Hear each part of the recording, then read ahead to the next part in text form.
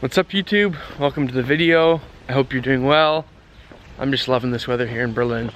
2 weeks to go of school. I'm stoked. Recently I was listening to an old Tim Ferriss podcast with Jamie Foxx on it, and something Jamie Foxx said resonated with me.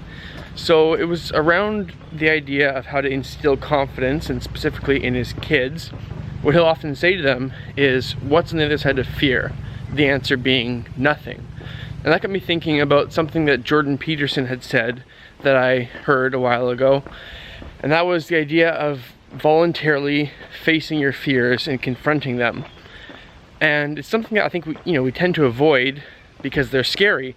But when we really think about, what's the worst that'll happen or what are the immediate consequences, really they're not nearly as bad as we think.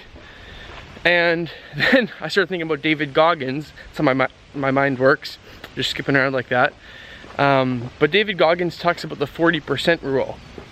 And what that is that when you think you're at your limit, when you can't go any further, you're only about 40% of the way there. You're only at 40% of your capacity. And so if you can get to that point and be in control and push through it, then you're in a position of power. And so that's what I've been doing in different things, different areas of my life recently, whether it be out on a run or just pushing myself with different tasks that I'm doing, is getting to the point of where it really hurts and that you really don't want to do it. Then saying, okay, what happens if I go 5% further? What happens if I go just a little bit more?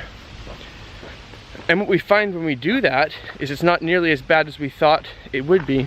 And then when you apply that back to what Jordan Peterson was saying about voluntarily facing your fears, taking on discomfort, then you look at what it would look like over the span of 3, 5, 10 years. What if you always faced your fears and did things that made you uncomfortable? Like, who would you be? How would you grow? How would you be different?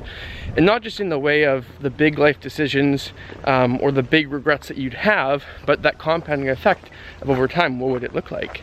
And so I've been trying to apply that to my life recently, and in things that aren't comfortable and that I don't want to do, trying to get myself to that 40% point and just pushing a little further past.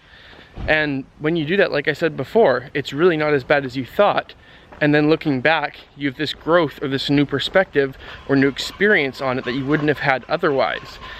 And it's really a pattern of, once we get used to, okay, this is what 40% feels like, I can do this consistently, then it keeps compounding on itself, keeps building on itself. Compared to, if we get to that point and we quit every time, right, we're gonna be less and less likely to actually push through, and then ultimately our growth isn't gonna increase. That's about all for this video here. Yeah, just again, enjoying the weather here. I got 2 months until I'm back in Kelowna, so soaking it all in, because this is it. You gotta love it. So thank you so much for watching. I will talk to you in the next video.